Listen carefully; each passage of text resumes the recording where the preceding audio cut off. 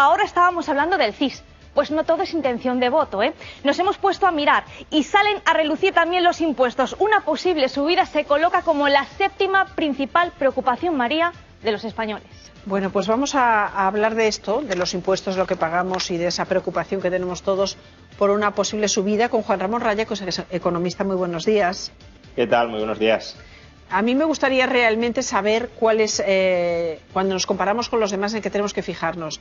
La presión fiscal en España, muchos veces han dicho, no, la presión fiscal en España es más baja que Europa, pero bueno, ¿en función de qué? ¿No? Porque si comparamos los salarios más bajos que nosotros alrededor los tienen poco. El poder adquisitivo, por tanto, en nuestro país es más bajito. El acceso a servicios básicos como la vivienda en este momento está muy dificultado porque los precios se disparan y no los salarios. ¿Cuál sería la comparativa real?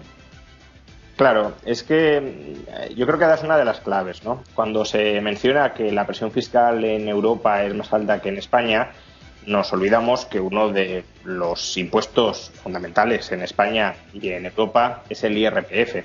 El IRPF es un impuesto progresivo, es decir, cuanto más ganas, más pagas proporcionalmente. De manera que con una misma escala de tipos impositivos, un país que tenga unos ingresos promedio más altos que en España pagará un tipo de IRPF medio más alto que en España. Dicho de otra manera, si en España se nos duplicara el salario, también pagaríamos proporcionalmente mucho más en IRPF sin tocar una coma de la ley, simplemente porque estaríamos muchos más contribuyentes españoles en los tramos más altos del IRPF. O expresado de otra manera, para recaudar por IRPF tanto como Alemania o como Francia con los ingresos de España, habría que subir el IRPF, los tipos del IRPF, muy por encima de los niveles de Francia o de Alemania. Por tanto, esa es una de las primeras trampas. La otra, que se suele olvidar, que uno de los impuestos que tiene un menor peso recaudatorio comparado con Europa en España es el IVA. Entonces, cuando se dice, bueno, pues equiparémonos fiscalmente con Europa, eso significa que hay que subir el IVA, por ejemplo, reduciendo la cantidad de productos que son gravados al tipo superreducido y al tipo reducido para pasarlos al tipo general, es decir, al 21%. Hay que cargarse exenciones del IVA, como la exención a la sanidad o a la educación, que no pagan IVA, afortunadamente. Pues no sé hasta qué punto todo eso contribuye a mejorar la vida de los ciudadanos y me parece que contribuye más bien a volverlos más pobres. Yo que estaba intentando entender por qué se ha montado este lío, ¿no? Este cipitiesto, por qué el PSOE mantiene por primera vez en la historia que no se va a subir el mínimo exento y por tanto habrá algunos de las personas que cobran el SMI que tendrán que tributar, que tendrán que hacer su declaración sabiendo que es una cosa impopular, que se va a encontrar un socio de gobierno que se lo opone, que incluso la oposición también va a aprovechar esa oportunidad para mostrar la diferencia.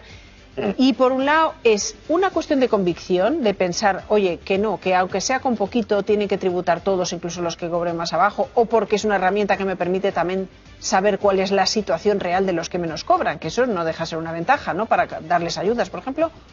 ¿O tiene que ver con que se ha quedado sin el impuesto de las energéticas y hay que compensar por otro lado lo que ha dejado de ingresarle a las grandes empresas? Bueno, yo no creo que tenga que ver con convicción. La convicción de que los que menos ganan no paguen impuestos. Quizá ese haya sido el mensaje durante mucho tiempo, pero tiene que ver con una cuestión recaudatoria. Y no tanto recaudatoria en el sentido de vamos a recaudar mucho dinero con aquellas personas a las que les subimos el salario mínimo. No, el problema es otro. El problema es que desde hace 5 o 6 años el salario mínimo ha crecido en España a un ritmo más alto que el salario medio y que el salario mediano. ¿Eso qué significa? Que cada vez hay más personas que cobran el salario mínimo en España, porque los que antes no cobraban el salario mínimo, si el salario mínimo sube más rápido que su salario, terminan engrosando ese grupo. Por ejemplo, hoy quien cobre 1.200 euros mensuales no está cobrando, en 14 pagas, no está cobrando el salario mínimo. Pero si el año que viene el salario mínimo pasa a ser de 1.230 euros mensuales en 14 pagas, esa persona que hoy no la metemos dentro del grupo de perceptor del salario mínimo pasará a cobrar el salario mínimo. Con lo cual, si cada vez hay más gente que en la distribución salarial está cobrando el salario mínimo o que está cerca de cobrar el salario mínimo y se eleva la exención de tributación en el IRPF a todos los que cobran el salario mínimo, pues es que se va perdiendo cada vez más recaudación, y ese agujero recaudatorio que, si se quiere seguir incrementando el salario mínimo, va a ir en aumento año tras año, es el que el Ministerio ha decidido frenar. Pero claro, al final la retórica es muy tramposa, porque se dice el salario mínimo es el salario mínimamente indispensable para tener una vida digna dentro de nuestro país. Lo subimos en 50 euros, eso es lo que consideramos que es necesario aumentarlo para mantener ese nivel de vida digno. Y al final resulta que solo en IRPF, al menos a muchos perceptores del salario mínimo, les quitan la mitad. Entonces, si necesitaban los 50 para vivir dignamente, según tu propia retórica, y les quitas la mitad, ¿qué significa? ¿Que por tus impuestos ya no van a vivir dignamente?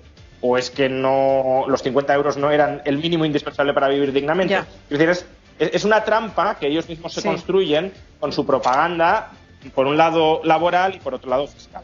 El titular queda muy bien. Hemos subido, y es verdad, que desde el 18 hasta ahora se ha subido 6 veces. Entonces, se ha subido un 61%.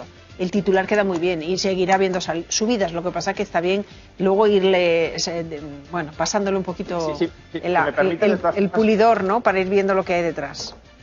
Si me permites, solo un matiz sobre que se han subido 6 veces. La gran subida del salario mínimo fue en 2019. Luego hubo otra subida en 2020 y en realidad desde 2020 no se ha subido el salario mínimo, porque se ha subido el salario mínimo al mismo ritmo o por debajo que la inflación. Por tanto, en términos de poder adquisitivo, el salario mínimo no ha cambiado desde 2020 y este año que se ha subido por encima de la inflación, lo que ha subido por encima de la inflación te lo quitan en IRPF, con lo cual en realidad el poder adquisitivo del perceptor del salario mínimo lleva congelado en España desde el año 2020. De eso vamos a hablar enseguida, de para qué te da el salario mínimo. Juan Ramón, un saludo, muchísimas gracias. Muchas gracias, hasta otra.